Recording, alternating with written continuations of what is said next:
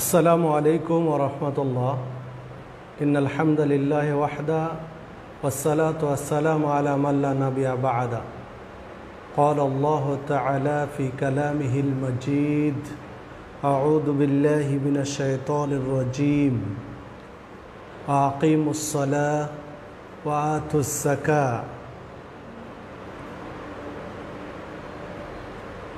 সম্মানিত দিনী ভাতৃমণ্ডলী,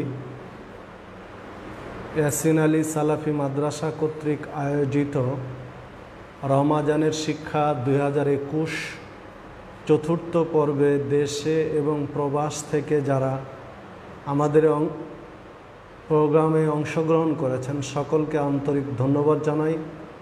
আল্লাহ রাব্বুল আলামিনের কাছে প্রার্থনা জানাই, আল্লাহ রাব্বুল আলামিন আপনাদের এই সময়টুকু কল্যাণকর এবং বরকতময় করে দিন।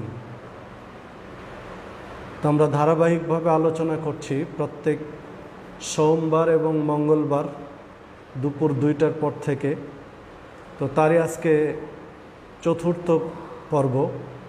তো আজকে আমাদের আলোচনার বিষয় জাকাত প্রদান, সম্পদের জাকাত। দেখুন, সহিহ বুখারীতে একটি হাদিস বর্ণিত হয়েছে, সহিহ বুখারীর 8 নম্বর হাদিস, সহিহ মুসলিমের 122 নম্বর হাদিস, যেটি খুব প্রসিদ্ধ একটি হাদিস। রাসূলুল্লাহ সাল্লাল্লাহু আলাইহি সাল্লাম বলেছেন, বুনিয়াল ইসলাম আলা খামস। ইসলাম 5টি স্তম্ভের উপরে নির্ভরশীল, বা ইসলাম 5টি স্তম্ভের উপরে দণ্ডায়মান। 5টির একটি হচ্ছে শাহাদাতি আন লা ইলাহা ইল্লাল্লাহ ওয়া আন্না মুহাম্মাদান আবদুহু ওয়া রাসূলুহু। সাক্ষ্য দেওয়া যে আল্লাহ ব্যতীত হক কোনো মাবুদ নেই এবং রাসূলুল্লাহ সাল্লাল্লাহু আলাইহি ওয়াসাল্লাম, মুহাম্মদ সাল্লাল্লাহু আলাইহি ওয়াসাল্লাম তার বান্দা রাসূল। ওয়া ইকামিস সালাহ, সালাত কায়েম করা। ওয়াইতাই যাকাত প্রদান করা। অসৌম রমাসান, রমাজানের সিয়াম পালন করা। আল হজ, এবং হজ সম্পাদন করা। তো সম্মানিত দর্শক ও শ্রোতা মণ্ডলী, যে দেখুন, ইসলাম যে 5টি স্তম্ভের উপরে দণ্ডায়মান, তার মধ্যে গুরুত্বপূর্ণ একটি হচ্ছে জাকাত। সম্পদের জাকাত প্রদান করতে হবে। আল্লাহ রাব্বুল আলামিন সূরা বাকারা 43 নম্বর আয়াতে উল্লেখ করেছেন, ওয়া আকিমুস সালাহ ওয়া আতুস যাকাহ। তোমরা সালাত কায়েম করো এবং জাকাত প্রদান করো, জাকাত আদায় করো। কোরআন মাজিদের আয়াতগুলো যদি আমরা বিশ্লেষণ করি তাহলে আমরা দেখতে পাই যে আল্লাহ রাব্বুল আলামিন 82 জায়গায় সালাতের কথা উল্লেখ করেছেন। আর যেখানে সালাতের কথা উল্লেখ করেছেন, সাধারণত প্রায় জায়গাতে জাকাতের কথাও তুলে ধরেছেন। সালাতের পাশাপাশি জাকাতের কথাও তুলে ধরেছেন। ঠিক ইসলাম 5টি স্তম্ভের উপরে দণ্ডায়মান ওই হাদিসের মধ্যে আমরা লক্ষ্য করেছি যে সালাতের পরে আল্লাহ রাসূল সাল্লাল্লাহু আলাইহি সাল্লাম জাকাতের কথা তুলে ধরেছেন, জাকাত নিয়ে এসেছেন। মানে সালাত যেমন ফরজ, জাকাত কিন্তু তেমনই ফরজ। ফরজিয়াতের ক্ষেত্রে কোনো কমতি নেই। তো জাকাত একজন মানুষ কেন দিবেন? আল্লাহ রাব্বুল আলামিন সূরা তাওবা 103 নম্বর আয়াতে উল্লেখ করেছেন। আল্লাহ রাব্বুল আলামিন বলছেন রাসূলুল্লাহ সাল্লাল্লাহু আলাইহি সাল্লামকে, খুয মিন আমওয়ালিহিম সাদাকাতান। আপনি তাদের সম্পদ থেকে জাকাত গ্রহণ করুন, জাকাত নিন। কেন নিবেন? তুতাহিরুহুম ওয়া তুযাক্কিহিম বিহা। এর দ্বারা তাদেরকে পুত পবিত্র করা হবে, তাদের সম্পদকে পুত পবিত্র করা হবে এটা আদায়ের মাধ্যমে। তাহলে দেখুন, রাসূলুল্লাহ সাল্লাল্লাহু আলাইহি ওয়াসাল্লামকে আল্লাহ রাব্বুল আলামিন জাকাত গ্রহণ করার, জাকাত আদায় করার নির্দেশ দিলেন।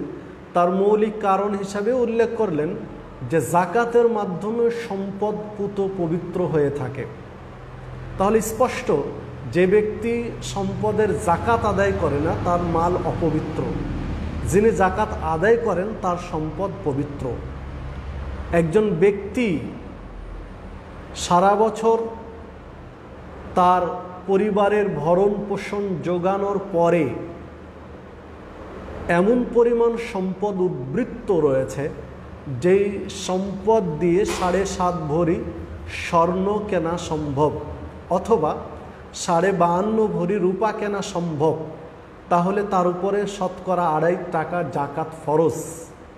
2.5% জাকাত ফরজ, মানে 100 টাকায় 2.5 টাকা, এইভাবে 1 লাখ টাকায় 2.500, 1 কোটি টাকায় 2.5 লাখ, তার জন্য জাকাত ফরজ। অনুরূপভাবে ব্যবহৃতই হোক চাই অব্যবহৃতই হোক, কারো বা ব্যবসার হোক, কারো কাছে যদি 7.5 ভরি স্বর্ণ থাকে তাহলে তাকে বাজার মূল্য ধরে শতকরা 2.5% হারে জাকাত প্রদান করতে হবে।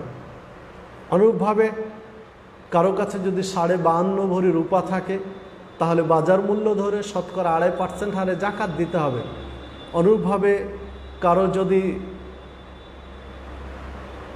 15+ ধান, গম বা অপচনশীল ফসল উৎপন্ন হয় তাহলে বৃষ্টির পানিতে হলে 10 মণে 1 মণ আর সেচের পানিতে হলে 20 মণে 1 মণ তাকে ওসর তথা সম্পদের জাকাত প্রদান করতে হবে। অনুরূপভাবে গরু, ছাগল বা দুম্বা বা উট, এগুলোরও বিভিন্ন জাকাতের পর্যায়গুলো রয়েছে। তো সম্মানিত উপস্থিতি, যেহেতু রমাজান মাস, রমাজানের শিক্ষার মধ্যে আমরা অবশ্যই উল্লেখ করতে পারি অবশ্যই জাকাত প্রদান করবেন প্রত্যেকেই, কেননা রমাজান কেন্দ্রিক জাকাত প্রদান করলে একটা বিশেষ দিক রয়েছে, সেইটি হচ্ছে আমরা সাধারণত বাংলাদেশের মানুষ অন্যান্য আরবি মাসগুলোর হিসাব খুব কম রাখতে পারি, কিন্তু রমাজানের হিসাবটা আমরা সকলেই রাখতে পারি। প্রত্যেকে রমাজান কেন্দ্রিক আলাদা একটা প্রস্তুতি নিতে পারি বা প্রস্তুতি নিয়ে থাকে, সবাই খেয়াল রাখতে পারি এটা। তো রমাজান থেকে যদি আমরা জাকাত দিতে শুরু করি তাহলে পরবর্তী রমাজানে আবার দেব, হিসাব রাখা সহজ। কিন্তু অন্যান্য মাসগুলোই আমরা অনেক সময় হিসাব রাখতে পারি না। অন্যান্য মাসে জাকাত দেওয়া যাবে না কথা নয়, কারো প্রয়োজনে শাওয়াল মাস হোক বা মুহাররম মাস হোক বা রবিউল আউয়াল হোক বা আর যে মাসই হোক বা শাবান হোক বা রজব হোক, যে কোনো মাসে তিনি জাকাত দিতে পারেন, সমস্যা নেই, শরীয়তে জায়েজ। তবে রমাজানে হিসাব রাখার সুবিধার্থে আমরা বলছি যে রমাজান কেন্দ্রিক আপনি একটা টার্গেট রাখতে পারেন। দ্বিতীয় আরেকটি প্রসঙ্গ যে সর্বোত্তম হচ্ছে আরবি মাস অনুযায়ী জাকাত প্রদান করা, ইংরেজি মাস নয়, আরবি মাস অনুযায়ী জাকাত দেওয়ার চেষ্টা করুন, এটাই শ্রেয়, এটাই উত্তম। কেননা আরবি এবং ইংরেজি মাসের মধ্যে কিছু তারতম্য রয়েছে। আরবি মাস আর ইংরেজি মাসের মধ্যে, ইংরেজি মাস আর আরবি মাসের মধ্যে ডিফারেন্সটা হলো 11 দিন 6 ঘন্টা প্রত্যেক বছর। তো এইভাবে 4 বছর যখন হয়ে যায় তখন 4 বছর পরে অটোমেটিক 3 বছর পরে চতুর্থ বছর, মানে 3 11 33, প্রত্যেক 4 বছরে আমরা জানি যে আর ইংরেজির ফেব্রুয়ারি মাসটা 28 দিনের পরিবর্তে 29 দিনে হয়ে থাকে, যেটাকে আমরা লিপ ইয়ার বলে থাকি। মানে প্রত্যেক 4 বছরে 1 মাস করে বেড়ে যাচ্ছে ইংরেজিতে। আর আরবিতে এইভাবে যদি আমরা বিশ্লেষণ করি পর্যায়ক্রমে তাহলে দেখুন যে এইভাবে আমরা যদি দেখি তাহলে মোটামুটি 11 দিন কম বেশি রয়েছে, ডিফারেন্স রয়েছে। তো এইভাবে 36 বছর যদি কোনো একজন ব্যক্তি জাকাত দেন তাহলে আরবির মাসে দিলে যেইটা হবে ইংরেজির মাসে দিলে তার চেয়ে 1 বছর কম বেশি হবে। ইংরেজির মাসে যদি 36 বছর হয়, আরবির মাস অনুযায়ী 37 বছর হবে। তাহলে কোনো ব্যক্তি 35-36 বছর জাকাত আদায় করলে অটোমেটিক তার লাইফ থেকে 1 বছর হারিয়ে যাবে। তো এই দিক খেয়াল রেখে, এই দৃষ্টিকোণ থেকে আরবি মাস অনুযায়ী জাকাত দেওয়া অবশ্যই শ্রেয়, উত্তম, সেদিকটি অবশ্যই খেয়াল রাখবেন প্রত্যেকেই। এক্ষণে যদি কোনো ব্যক্তি জাকাত না দেয় তাহলে তার ক্ষতিটা কি? প্রথমত, জাকাত আদায় না করলে তার সম্পদ অপবিত্র থাকবে। আর অপবিত্র জিনিস আল্লাহ রাব্বুল আলামিন কবুল করেন না, যেটা সহিহ মুসলিমের হাদিসে আমরা স্পষ্ট আলোচনা দেখতে পাই। সহিহ মুসলিমের 2393 নম্বর হাদিস, আল্লাহ রাসূল সাল্লাল্লাহু আলাইহি ওয়াসাল্লাম বলছেন, ইন্নাল্লাহা তাইয়্যিব লা ইয়াকবালু ইল্লা তাইয়্যিব। আল্লাহ রাব্বুল আলামিন পুত পবিত্র, তিনি পবিত্র ছাড়া অপবিত্র জিনিস কবুল করেন না। তাহলে আপনার সম্পদ যদি অপবিত্র হয়, সম্পদ যদি পবিত্র না হয়, তাহলে আল্লাহ রাব্বুল আলামিন কবুল করবেন না। আপনার সালাত, আপনার সিয়াম, আপনার হজ, আপনার জাকাত, আপনার জিকির আজকার, আপনার তাসবিহ তাহলিল সব কিছুই কিন্তু বিফলে যাবে, আল্লাহ রাব্বুল আলামিনের নিকটে গ্রহণযোগ্য হবে না, কবুলযোগ্য হবে না। তো এই দৃষ্টিকোণ থেকে অবশ্যই আপনাকে জাকাত আদায় করতে হবে, এক। দ্বিতীয়ত, সহিহ বুখারীতে বেশ কয়েকটি হাদিস বর্ণিত হয়েছে, যা অন্যান্য হাদিস গ্রন্থও রয়েছে। রাসূলুল্লাহ সাল্লাল্লাহু আলাইহি ওয়াসাল্লাম বলছেন যে সম্পদের জাকাত আদায় করবে না, এই সম্পদকে আল্লাহ রাব্বুল আলামিন গরম ছ্যাঁকা তার পিঠে বা তার ঘাড়ে বা তার বিভিন্ন শরীরের অঙ্গ প্রত্যঙ্গে আল্লাহ আগুনের ছ্যাঁকা দিবেন। তারপরে আরও অন্য হাদিসে রয়েছে যে গরু, ছাগল বা ইত্যাদির এগুলো জাকাত দেবে না, শিং দিয়ে গুঁতো দিবে বা পা দিয়ে মারাবে। এরপরে আরও হাদিসে রয়েছে রাসূলুল্লাহ সাল্লাল্লাহু আলাইহি ওয়াসাল্লাম বলছেন যে সম্পদের জাকাত দিবে না, এই সম্পদগুলো বিষাক্ত সাপ, বিষধর সাপের আকৃতি দিবেন, আর এই সাপটা আল্লাহ রাব্বুল আলামিন গলায় পেঁচিয়ে দিবেন বিচারের মাঠে, হাসরের ময়দানে। এই সাপটা প্রতি মুহূর্তে সারাক্ষণ তাকে দংশন করবে আর বলতে থাকবে, আমি তোমার ওই সম্পদ যেই সম্পদের তুমি জাকাত আদায় করনি। মানে একদিকে আল্লাহ তাকে শাস্তি দিবেন, আর একদিকে আল্লাহ তাকে লজ্জিত করবেন, মানুষের কাছে খাটো করবেন, মানুষকে দেখিয়ে দিবেন যে এই লোকটা জাকাত দিত না, জাকাত না দেওয়ার কারণে তার এই ফল হয়েছে। তাহলে দেখুন বিষয়টা কিন্তু খুব কঠিন, অনেক কঠিন। সম্মানিত উপস্থিতি, আসুন আমরা সময় থাকতে শুধরে নেই, আমাদের জীবনকে ঢেলে সাজাই কোরআন এবং সহিহ সুন্নাহর আলোকে। 2021 সালে রমজান মাস হোক আপনার জীবনের জন্য একটা মডেল বছর, আদর্শ বছর। আপনি শুরু করুন এই বছর থেকেই। যারা দেন আলহামদুলিল্লাহ, তারা চুলচেরা বিশ্লেষণ করে আন্তরিকতার সাথে জাকাত প্রদান করুন। আর যারা জাকাত দেয় না, তারা অবশ্যই আমরা এই সময়টা কাজে লাগাই, আমরা নিয়মিত জাকাত দেওয়া শুরু করি। আল্লাহ রাব্বুল আলামিন আমাদের জন্য সহজ করে দিন। সম্মানিত উপস্থিতি বা সম্মানিত দর্শক শ্রোতা মণ্ডলী, আমরা বলে রাখি যে জাকাত প্রদানের বিভিন্ন খাতগুলো রয়েছে, যা আমাদের এই সংক্ষিপ্ত পরিসরে আলোচনা করা সম্ভব হচ্ছে না। তো জাকাত প্রদানের খাতগুলোতে দিবেন, তার মধ্যে মসজিদে নয়, মাদ্রাসা, এতিমখানা, এগুলোতে জাকাতের সম্পদ দিতে পারেন, তাতে সমস্যা নেই। তো আমাদের ইয়াসিন আলী সালাফি মাদ্রাসা, এখানে কনস্ট্রাকশনের একটা পর্যায়ে রয়েছে, বিল্ডিং নির্মাণের একটা পরিকল্পনা চলছে ইনশাআল্লাহ। কারণ আমাদের ছাত্রের সংখ্যা যা, তাতে ওভারলোড হয়ে আছে। আমাদের বিল্ডিং যদি না হয়, কনস্ট্রাকশনের কাজ শুরু করতে না পারলে সামনে জানুয়ারিতে ভর্তি করা সম্ভব হবে না। তাছাড়া এতিম বিভাগ রয়েছে, এতিমদের পুরো দেখাশোনা খরচ সার্বিক বিষয়ে আপনি জাকাতের একটা অংশ আমাদেরকে সামিল করতে পারেন, এ আশাবাদ আপনাদের কাছে রাখছি। এই পর্যায়ে আমরা লাইভ প্রশ্ন উত্তরে চলে যাচ্ছি। আপনাদের জাকাতের অংশ দেওয়ার জন্য আমাদের এখানে বিকাশ নাম্বারগুলো রয়েছে, এই বিকাশ নাম্বারগুলোতে আপনারা দিতে পারেন। যেমন ভবন নির্মাণের জন্য 01845057948, এতিম ফান্ডের জন্য 01758761285। এরপরে ব্যাংক অ্যাকাউন্ট নম্বর দেওয়া আছে 01000054574452828, জনতা ব্যাংক দামকুড়া শাখা রাজশাহী। আমাদের এখানে দেওয়া আছে, আপনারা চাইলে অংশগ্রহণ করতে পারেন। এবার আমরা লাইভ প্রশ্নের দিকে যাচ্ছি।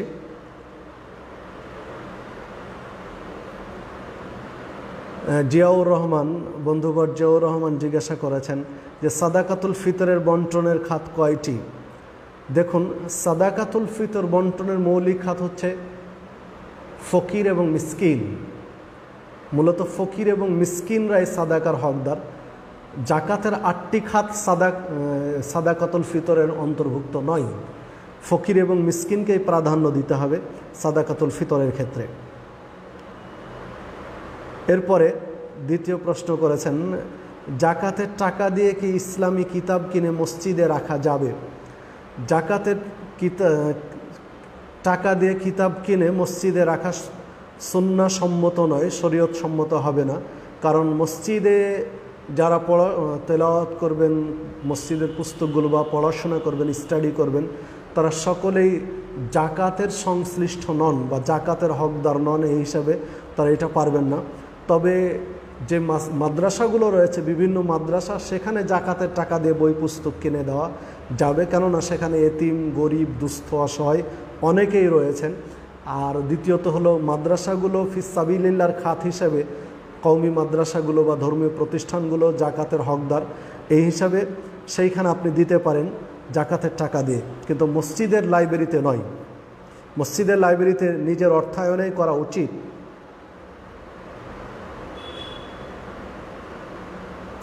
এরপরে আমরা আসছি রানা বাবু। আসসালামু আলাইকুম রহমতুল্লাহ। ওয়ালাইকুম আসসালাম রহমতুল্লাহ। বিয়ের পর অভাবগ্রস্ত হয়ে বেকার হয়ে যায়, মনে মনে আশা করছিলাম শ্বশুর বাড়ি থেকে কিছু অর্থ দিলে কিছু করতাম,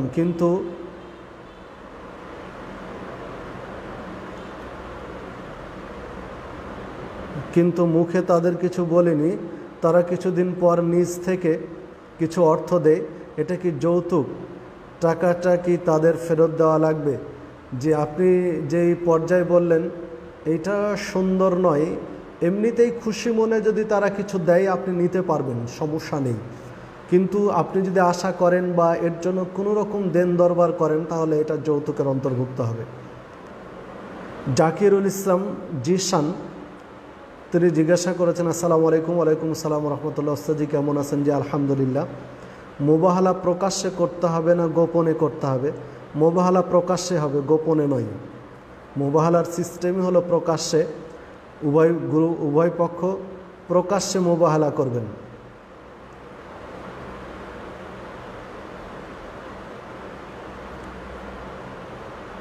এরপরে এমডি আরিফ রায়হান জিজ্ঞাসা করেছেন, আসসালামু আলাইকুম। ওয়ালাইকুম আসসালাম রহমতুল্লাহ। এমডি আরিফের জিজ্ঞাসা হলো, মহিলাদের চুল বিক্রি করা যাবে কি? যে না, মহিলাদের চুল বিক্রি করা যাবে না। মহিলাদের চুল বিক্রি করতে ইসলামে সরাসরি নিষেধ করা হয়েছে, যেটি হাদিসে স্পষ্ট নিষেধ। এ বিষয়ে বিরত থাকতে হবে। এখানে অনেক যুক্তি কেউ দাঁড় করাতে পারে বা অনেক যুক্তি দেখাতে পারে যে এতে সমস্যা কী বা এটা বর্জ্য। যেহেতু ইসলাম এটা নিষেধ করেছে, বিধায় এটা থেকে বিরত থাকাই উচিত। এখানে ইসলামের যে নীতি নৈতিকতা, ইসলামের কলা কৌশল, তা ইসলামই ভালো বুঝে। রাসূলুল্লাহ সাল্লাল্লাহু আলাইহি ওয়াসাল্লাম এটা ভালো জানেন বা ভালো বুঝেন যে কেন তিনি নিষেধ করেছেন। বিধায় যেহেতু নিষেধ করা হয়েছে, বিধায় এটা থেকে আপনাকে আমাকে অবশ্যই বেঁচে থাকতে হবে। এরপর এমডি শহীদুল ইসলাম জিজ্ঞাসা করেছেন, আসসালামু আলাইকুম। ওয়ালাইকুম আসসালাম রহমতুল্লাহ। ফিতরা কি দিয়ে দিতে হবে? জি, ফিতরা কি দিয়ে দিতে হবে এই মর্মে হাদিসে যেটা স্পষ্ট। সুন্নাহ হচ্ছে ফিতরা খাদ্যবস্তু দিয়ে আদায় করা। রাসূলুল্লাহ সাল্লাল্লাহু আলাইহি ওয়াসাল্লাম নাম ধরে ধরে যে ফিতরা আদায়ের বস্তুগুলো উল্লেখ করেছেন, প্রত্যেকটা বস্তু ছিল খাদ্যবস্তু। তাছাড়া রাসূলুল্লাহ সাল্লাল্লাহু আলাইহি ওয়াসাল্লাম আমভাবে যে কথাটা বলেছেন সেটা হচ্ছে সন বিন তোয়াম, একসা পরিমাণ খাদ্যবস্তু। তো একসা পরিমাণ তথা 2.5 থেকে 3 কেজি, 3 কেজি একটা গ্রহণ যোগ্যমা, 3 কেজি পরিমাণ খাদ্যবস্তু দিয়ে ফিতরা আদায় করাই সুন্নাহ। অবশ্যই খাদ্যবস্তু, টাকা দিয়ে ফিতরা আদায় বৈধ নয়, এ মর্মে একাধিক মুহাদ্দিস আলোচনা করেছেন বা স্পষ্ট কথা বলেছেন। এরপরে জাকিরুল ইসলাম জিশান, আসসালামু আলাইকুম রহমতুল্লাহ। ওয়ালাইকুম আসসালাম রহমতুল্লাহ। সম্পূর্ণ মোহর অলংকার দিয়ে আদায় করা যাবে কি না? সম্পূর্ণ মোহর অলংকার দিয়ে আদায় করা যাবে। অলংকার দিয়ে সম্পূর্ণ মোহর আদায় করা যাবে, এই বিষয়ে স্পষ্ট প্রমাণ বা দলিল রয়েছে। রাসূলুল্লাহ সাল্লাল্লাহু আলাইহি সাল্লামের কাছে একজন সাহাবী গিয়ে একটা মহিলাকে বিয়ের বিষয়ে কথা বললেন। রাসূলুল্লাহ সাল্লাল্লাহু আলাইহি ওয়াসাল্লাম মোহর আদায় করতে বললেন। শেষ পর্যন্ত বললেন, যদি একটা লোহার আংটি থাকে ওই আংটিটাই নিয়ে আসো, সেটাই মোহর। তো একটা লোহার আংটি মানে এটা একটা অলংকার আর কি, একটা গয়না এটা, বা এটা সাজসজ্জার সরঞ্জাম। তো একটা লোহার আংটি দিয়ে হলেও মোহর আদায় করতে পারলেন, মানে সাজসজ্জার একটা সরঞ্জাম দিয়ে মোহর আদায় করার বিষয়ে স্পষ্ট কথা বলেন রাসূলুল্লাহ সাল্লাল্লাহু আলাইহি ওয়াসাল্লাম। তো সাজসজ্জার সরঞ্জাম দিয়ে একজন ব্যক্তি মোহর আদায় করতে পারে, শরীয়তে এতে কোনো বাধা নেই। এই দৃষ্টিকোণ থেকে অলংকার দিয়ে পুরো মোহর আদায় করা যাবে, কোনো অসুবিধা নেই। এরপরে এমডি আব্দুল কুদ্দুস সাদ্দাম জিজ্ঞাসা করেছে, ওস্তাদজি জি আমরা জানি যে সিগারেট পান করা হারাম, কিন্তু পান করলে কি নামাজ ইবাদত কবুল হবে কি না? সিগারেট বা জর্দা বা গুল বা তামাক এগুলো কাছাকাছি সমজাতীয় জিনিস, একই জাতীয় জিনিস। সিগারেট তৈরি হয় তামাক থেকে, জর্দাও তৈরি হয় তামাক থেকে, গুলও তৈরি হয় তামাক থেকে, বা বিড়িও তামাক থেকে। তো বিড়ি, সিগারেট, জর্দাগুল সবগুলোর কাঁচামাল হচ্ছে তামাক।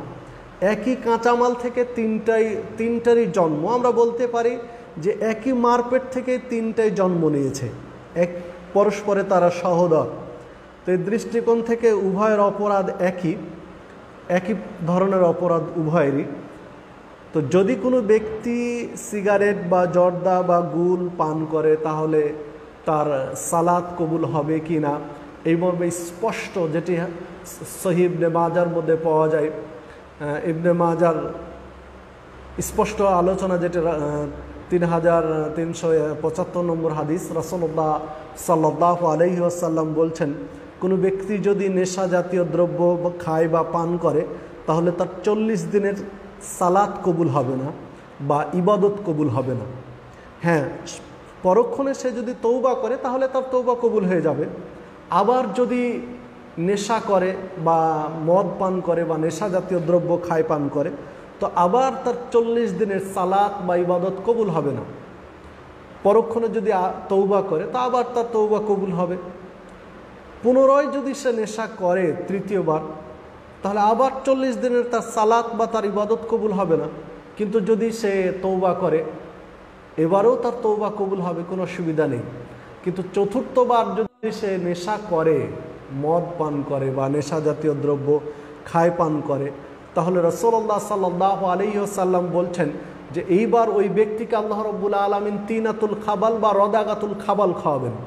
তো সাহাবীরা জিজ্ঞাসা করলেন যে ইয়া রাসূলুল্লাহ সাল্লাল্লাহু আলাইহি ওয়াসাল্লাম, তিনাতুল খাবাল বা রদাগাতুল খাবাল কি জিনিস, এইটা আমরা বুঝতে পারলাম না। তখন রাসূলুল্লাহ সাল্লাল্লাহু আলাইহি ওয়াসাল্লাম কয়েকটা শব্দ বলেছেন, যে আরক মিনান নার বা উসারত মিনান নার বা এই জাতীয় শব্দগুলো উল্লেখ করেছেন, যার মূল থিম বা মূল ভাবটা হচ্ছে যে জাহান্নামীদের রক্ত, তারপরে জাহান্নামীদের পুঁজ, এরপরে জাহান্নামীদের শরীর থেকে গলিত যে পদার্থ বা পচনি বের হয় সেইটা, এরপরে তাদের নাক থেকে, নাসিকা থেকে যে পদার্থগুলো বের হয় নাক থেকে, সেলের সাবান এ জাতীয়, এইটা সবগুলো এক জায়গায় জমা হয়। এইগুলোকে আল্লাহ রাব্বুল আলামিন এগুলোকে মিক্সড করে জুস বানাবেন। ওসারা মানে জুস, আল্লাহ জুস বানিয়ে ওই ব্যক্তিকে খাওয়াবেন।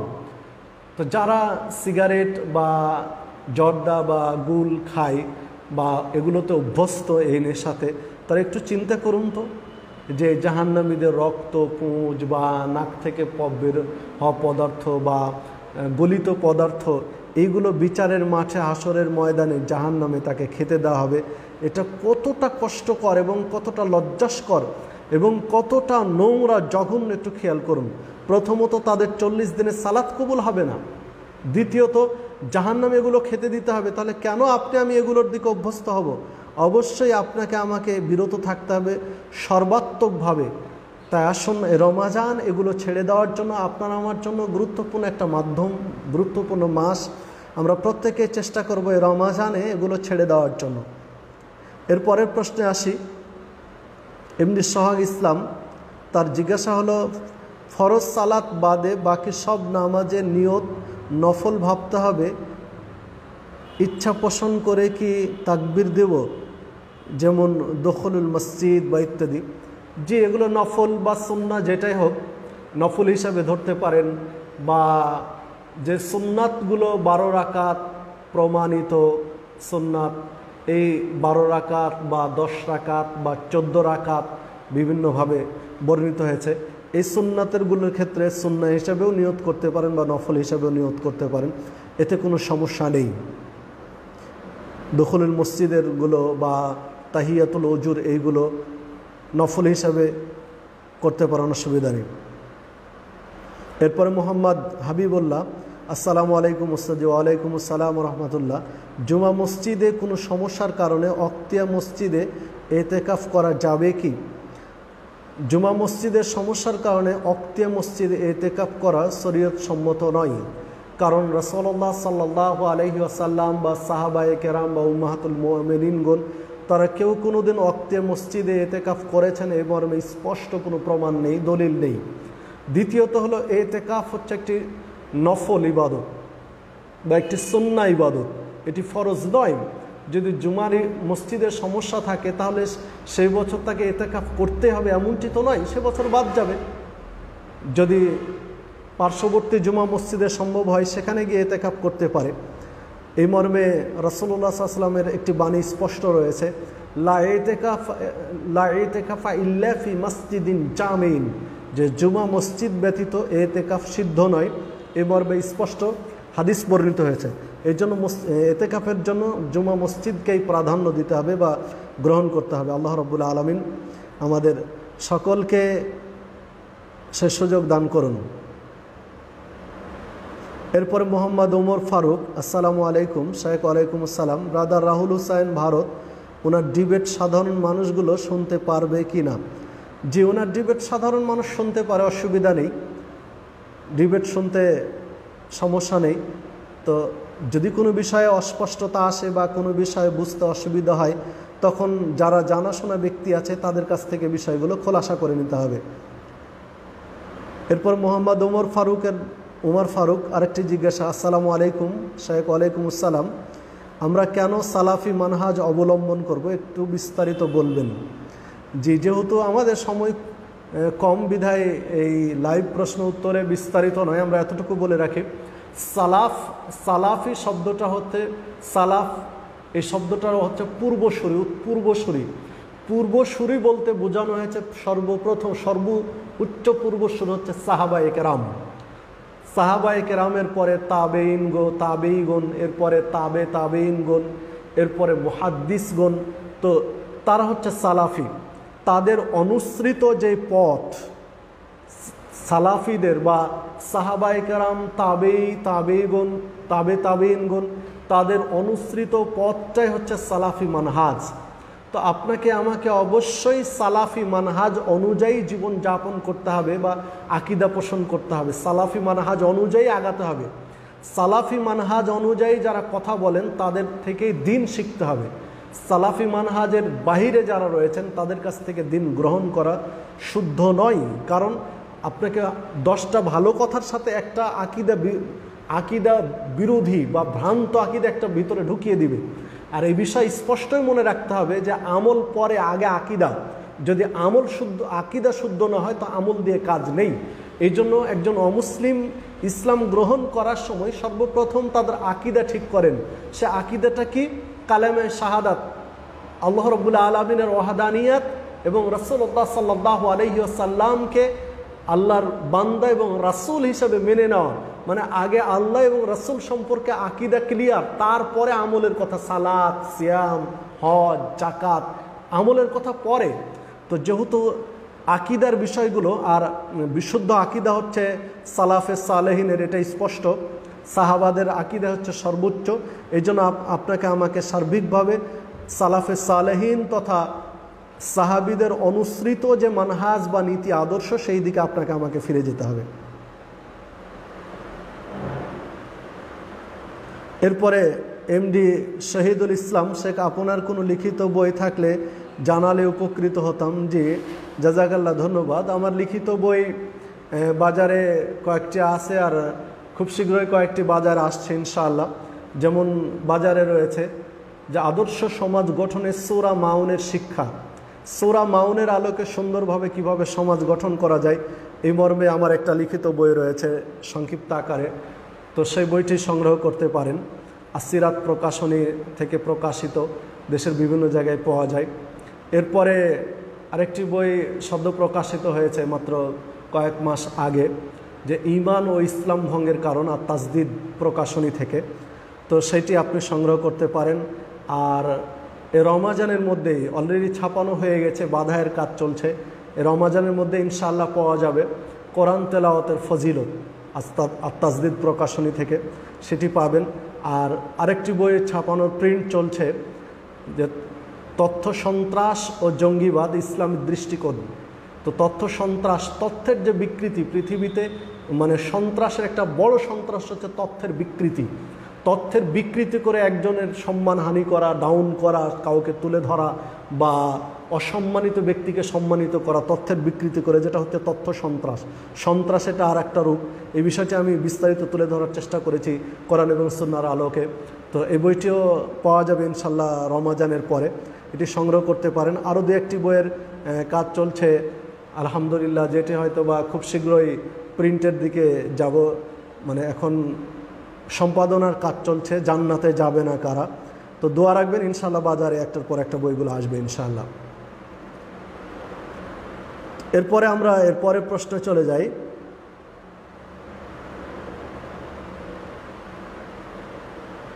এমডি কামারুজ্জামান তিনি জিজ্ঞাসা করছেন, শায়েখ মহিলারা হায়েজ অবস্থায় মুখস্থ কোরআন তেলাওয়াত করতে পারবে কি? যে মহিলারা হায়েজ অবস্থায় মুখস্থ কোরআন তেলাওয়াত করতে পারবে, এতে কোনো সমস্যা নেই, মুখস্থ কোরআন তেলাওয়াতগুলো করতে পারবে। এরপরে যে জিকির আজকারগুলো রয়েছে, জিকির আজকারগুলো করতে পারবে, এতে কোনো বাধা নিষেধ নেই।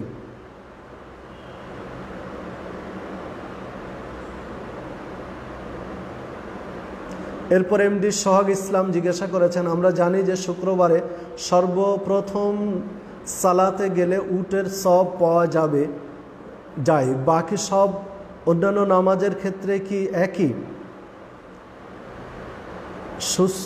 সুস্থতা সম্পূর্ণরূপে পাওয়া যাবে এমন কোনো দোয়া থাকলে জানাবেন।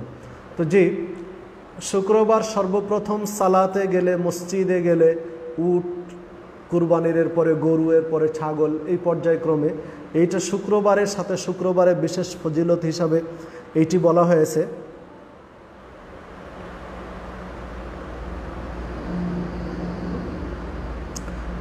স্পষ্ট বলা হয়েছে। তো অন্যান্য সালাতের ক্ষেত্রে এমনটি বলা হয়নি, বিধায় এটি শুক্রবারের জন্যই নির্ধারিত। এরপরে জাকিরুল ইসলাম জিশান, তারা একটি জিজ্ঞাসা হলো, আসসালামু আলাইকুম রহমতুল্লাহ। ওয়ালাইকুম আসসালাম রহমতুল্লাহ। যদি কোনো রাবি হাদিস বর্ণনা করার পরে নিজে হাদিসের বিপরীতে আমল করে, তাহলে ওই হাদিসের উপর আমল করা কতটুকু কি?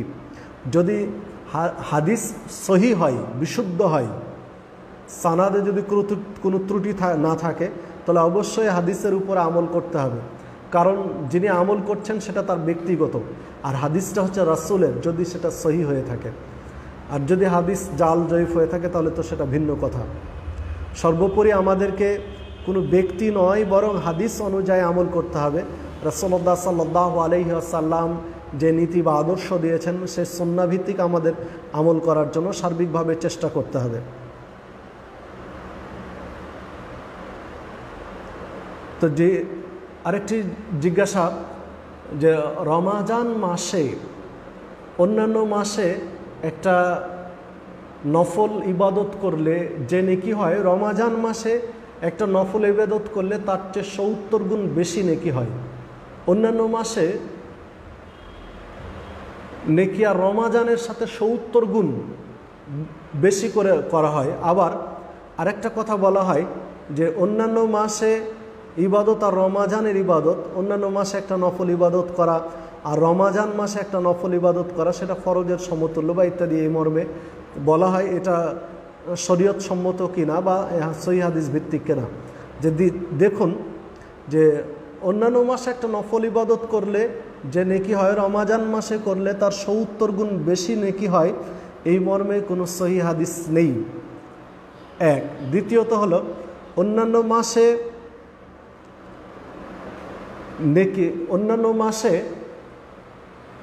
নফল ইবাদত করলে যে নেকি হয়, রমাজান মাসে যদি কোনো ব্যক্তি একটা নফল ইবাদত করে তাহলে ফরজের সমতুল্য নেকি হয়।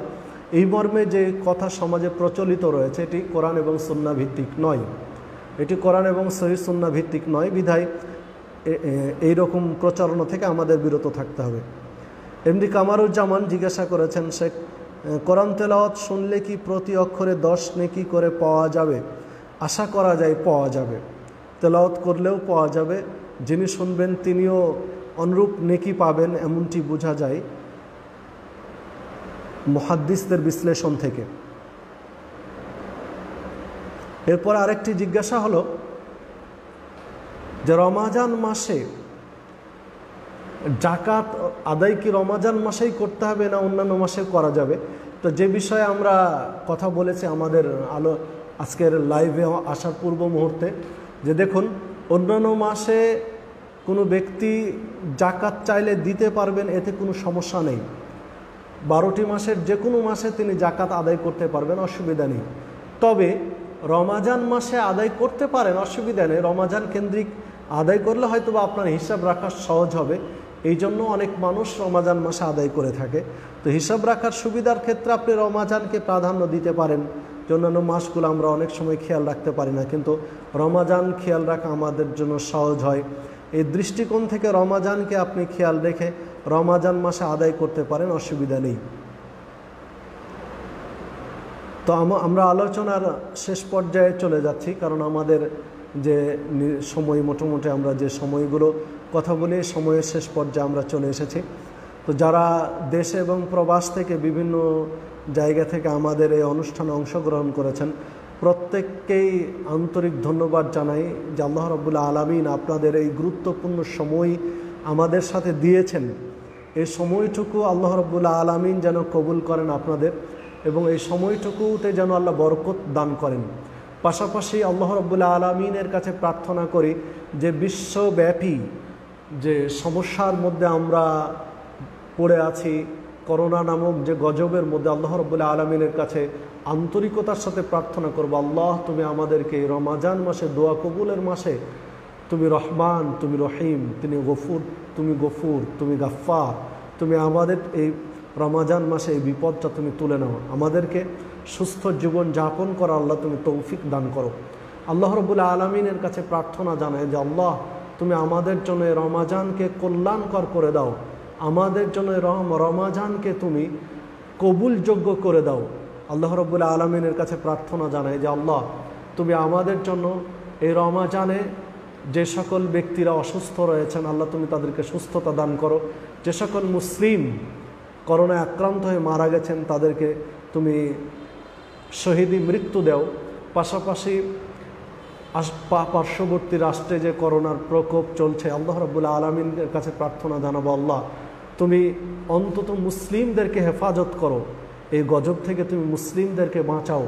আল্লাহ রাব্বুল আলামিনের কাছে প্রার্থনা জানাই যে আল্লাহ তুমি আমাদের এই প্রতিষ্ঠানটি কবুল করে নাও।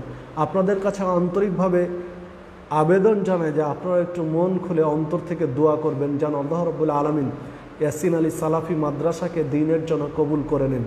যিনি এই মাদ্রাসা প্রতিষ্ঠা করেছেন, যিনি অক্লান্ত পরিশ্রম করে এই প্রতিষ্ঠানে খরচ করছেন, আল্লাহ রাব্বুল আলামিন যেন তার খরচটা বিফলে না যায়, কবুল করেন, এর জন্য আন্তরিকভাবে একটু দোয়া করবেন। আমরা শিক্ষক স্টাফ সহ কর্তৃপক্ষ সকলেই মিলে চেষ্টা করছি যে বাংলাদেশের মাটিতে অন্তত উত্তরবঙ্গে হিপস বিভাগ, হিপসখানাকে একটা মডেল হিসেবে তুলে ধরার, এবং সে আলোকে আমরা কাজ করছি। যা আমাদের ফেসবুক লাইভ পেজ, যে পেজটা রয়েছে, এই পেজে আমাদের ছাত্র বন্ধুদের তেলাওয়াতগুলো আপনারা শুনতে পারেন। আমরা পর্যায়ক্রমে আরও উন্নত করার চেষ্টা করছি, থাকা খাওয়ার মান সব কিছুই। তো আপনারা সে বিষয়েও আন্তরিকভাবে সহযোগিতা করবেন, অর্থনৈতিকভাবে সহযোগিতা করবেন, দোয়া করবেন যেন আল্লাহ রাব্বুল আলামিন কবুল করেন। পরিশেষে আপনাদের সকলকে আন্তরিক ধন্যবাদ জানাচ্ছি যে আপনারা দীর্ঘ সময় আমাদের সাথে দিয়েছেন। পরিশেষে সকলকে আন্তরিক ধন্যবাদ জানিয়ে আমরা আজকের পর্ব এখানে শেষ করছি। আবার আপনাদের আন্তরিকভাবে আহ্বান থাকলো আগামী পর্বের জন্য, পঞ্চম পর্বের জন্য আগামী সোমবার দুপুর 2টা থেকে আবার আমরা লাইভে আসবো ইনশাল্লাহ, সে অপেক্ষায় থাকলাম। সকলকে আন্তরিক ধন্যবাদ জানিয়ে আজকের পর্ব এখানে শেষ করছি। সুবহানাকা আল্লাহুম্মা ওয়া বিহামদিকা আশহাদু আন লা ইলাহা ইল্লা আনতা আস্তাগফিরুকা ওয়া আতুবু ইলাইক। আসসালামু আলাইকুম ওয়া রাহমাতুল্লাহি ওয়া বারাকাতুহু।